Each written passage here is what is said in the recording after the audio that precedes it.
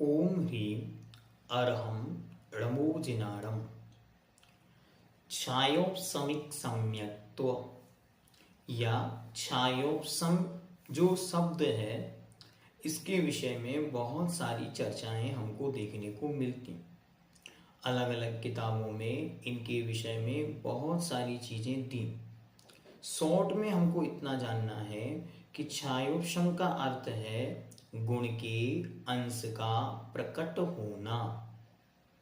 मतलब कोई बहुत बड़ा प्रकाश देने वाला एक प्रकार का बल्ब है और उस बल्ब पर किसी ने कोई चीज ढक दी। किसी चीज के ढक देने पर भी उस प्रकाश देने वाले बल्ब में से अभी भी उजाला बाहर आ रहा है। इसी का नाम छायोपशमिक भाव है। मतलब ढका हुआ होने पर भी, आवरण होने पर भी अपना काम थोड़ा थोड़ा कर रहा है। क्या होता है देखते हैं। छायोपशम भाव क्या है, छायोपशम है क्या, तो इसको क्रमशः यहां पे हम देखते हैं। छायोपशम एक भाव मिलना चाहिए था। ठीक है। ये सर्वघाती स्पर्धकों का उदयाभावी क्षय। ध्यान से समझना, हम इन सब विषयों का आपके साथ खूब चर्चा कर चुके। तो पूर्व में आपको सर्वघाती क्या है इन सब के विषय में भी खूब डिटेल में चर्चा उपलब्ध है, उसे आप देख सकते हैं। उनको हम आपके डिस्क्रिप्शन में भी दे देंगे और साथ ही साथ जीवकांड की प्लेलिस्ट में भी इन सब का विस्तार से वर्णन उपलब्ध है, तो वहां जाके आप देख लें। ठीक है। सर्वघाती स्पर्धकों का उदयाभावी क्षय, उन्हीं का सदवस्था रूप उपशम और देशघाती स्पर्धकों के उदय से उत्पन्न अवस्था का नाम छायोपशम है या क्षयोपशम है, अथवा कर्मों के क्षय और उपशम से उत्पन्न हुआ गुण छायोपशमिक कहलाता है। जैसे कोदों को धोने से कुछ कोदों की मादकता नष्ट हो जाती है, कुछ बनी रहती है। इसी तरह परिणामों की निर्मलता से कर्मों के एक देश का क्षय और एक देश का उपशम होना क्षयोपशम कहलाता है या क्षयोपशम कहलाता है। यद्यपि इस अवस्था में कुछ कर्मों का उदय भी विद्यमान रहता है, परंतु उनकी शक्ति अत्यंत क्षीण हो जाने के कारण वह जीव के गुणों को घातने में समर्थ नहीं होता। इसलिए कर्मों का उदय होते हुए भी जो जीव के गुण का अंश उपलब्ध रहता है उसे क्षयोपशम कहते हैं।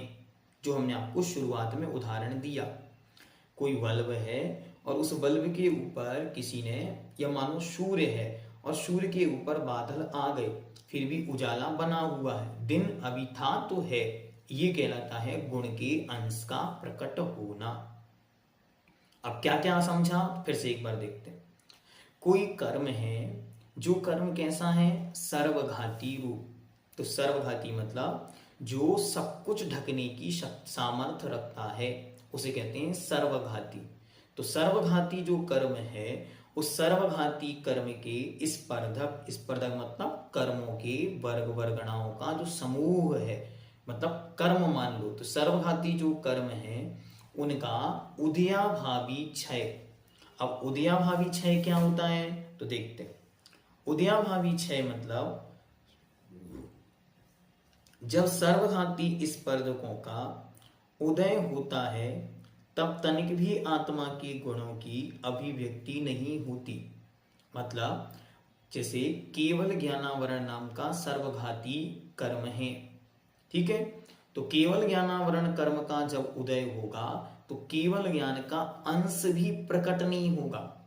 मतलब केवल ज्ञान से जानने योग्य शक्ति पूर्णतया नष्ट हो गई है, समर्थ नहीं है कार्य करने में, इसलिए उसका नाम ही सर्वघाती है। इसलिए उस सर्वघाती स्पर्धक के उदय के अभाव को उदयाभावी क्षय कहते हैं। अब वो बैठा पूरे पावरफुल के साथ है, लेकिन उसके उदय के अभाव को, क्योंकि अब वो उदय में नहीं है, काम नहीं कर पा रहा है, अपना पूरी तरह से नहीं ढक पा रहा है।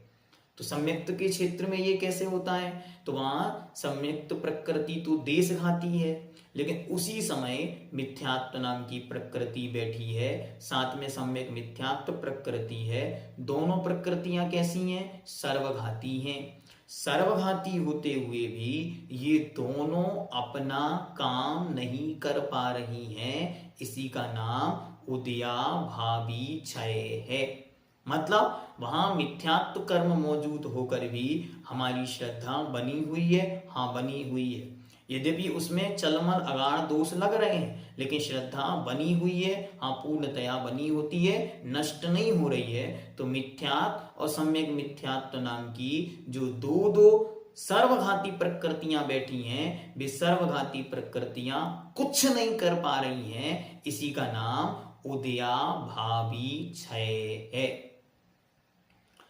जब सर्वघाती स्पर्धक अनंत गुणहीन होकर देशघाती स्पर्धकों में परिणत होकर उदय में आते हैं, तब उन सर्वघाती स्पर्धकों का अनंत गुणहीनत्व ही क्षय कहलाता है। यहां वास्तविकता में क्षय किसी का हुआ नहीं, लेकिन मात्र वो अपना काम नहीं कर पा रहे हैं, इसलिए उनका क्या कह दिया? उदयाभावी क्षय। उन्हीं का सदवस्था रूप उपशम, सदमत अवस्था मतलब उस ही अवस्था में उपशम, उपशम मतलब जाते शांत बैठना। तो वे जिस अवस्था में थे उस अवस्था में ही उनको शांत बिठा दिया, अर्थात वे कुछ नहीं कर पा रहे। और उसी समय देशघाती स्पर्धकों के उदय से उत्पन्न अवस्था का क्षयोपशम क्षयोपशम है। और उसी समय मिथ्यात और सम्यक मिथ्यात, ये दोनों प्रकृतियां देशघाती सर्वघाती होते हुए भी काम नहीं कर पा रही, इसी का नाम सदवस्था रूप उपशम है, इसी का नाम उदयाभावी क्षय है। लेकिन उसी समय एट द सेम टाइम, उसी समय जो सम्यक्त प्रकृति नाम का दर्शन मोहिनी का कर्म है, जो देशघाती प्रकृति है, वो उदय में आकर श्रद्धान बनवा रही है, इसी का नाम क्षयोपशम भाव है। और इस परिणति का नाम क्षयोपशमिक सम्यक्त्व है। ठीक है, अब इसको हमने एक उदाहरण के माध्यम से आपको समझाया था, वापस उसी उदाहरण को फिर से देखते हैं। किसी जीव ने 7 बॉल लिए, 7 गेंदों पर 7 प्रकृति के नाम लिख दिए, मिथ्या, सम्यक प्रकृति, अनंतानुबंधी क्रोध, मान, माया, लोभ, और 7 को उसने दबाया। जब 7 दबे तब बना औपसमिक सम्यक्त्व। ठीक, लेकिन इसका टाइम पीरियड था केवल अंतर्मुहूर्त, अंतर्मुहूर्त बाद ये समाप्त होना था। तो क्या होगा? उस अंतर्मुहूर्त के बाद यदि इन 7 में से मिथ्यात्व नाम की प्रकृति या मिथ्यात्व नाम की बॉल उछलेगी तो गुणस्थान बनेगा 1। सम्यक मिथ्यात्व नाम की प्रकृति उछलेगी तो गुणस्थान बनेगा 2। और यदि सम्यक मिथ्यात्व नाम की प्रकृति उछलेगी तो गुणस्थान नंबर 3। और अनंतानुबंधी क्रोध, मान, माया, लोभ में से कोई एक बॉल उछलकर बाहर आएगी तो बनेगा गुणस्थान नंबर 2। लेकिन यदि ये 6 तो काम में आई नहीं और उसी समय सम्यक्त्व नाम की जो प्रकृति थी वो ऊपर उछलकर आ जाती है, तो वही जीव जो औपशमिक सम्यक्त था, वही जीव इन छह के उपसम से, इन छह के सदवस्था रूप उपसम से, इन छह के उदयाभावी क्षय से और सम्यक्त प्रकृति के उदय से सम्यक्त को प्राप्त हो जाएगा और नाम पड़ेगा उसका छायोपशमिक सम्यक्त्व। मतलब छायोपशमिक सम्यक्त कोई अलग वस्तु नहीं है, अपितु इन सात को जिसको उसने दबाया था उनमें से ही उस सम्यक दर्शन के बनाए रखने की शक्ति वाली, गुण के अंश को प्रकट करने वाली शक्ति जिस बॉल के अंदर थी वो सामने आकर काम करके दिखा रही है। बाकी सब शांत बैठे हुए हैं। वे सर्वघाती हैं, हाँ उनमें सर्वघाती की शक्ति है, वे छयों सर्वघाती हैं लेकिन अपना काम नहीं दिखा पा रहे हैं। इसी का नाम उदय के अभाव रूप क्षय है। सो उदयाभावी क्षय है और सदवस्था रूप उपसम, अपनी उसी अवस्था में वे उपसमित हैं जिस अवस्था में वे थे, तो इसका नाम सदवस्था रूप उपसम हो गया। तो क्षय प्लस उपसम मिलके बना क्षयोपशम और क्षयोपशम में इक नाम का प्रत्यय करने से छायोपशमिक ऐसा शब्द बना और परिणाम होने से छायोपशमिक भाव बना और यहां उसकी उपलब्धि होने से छायोपशमिक सम्यक तो बना।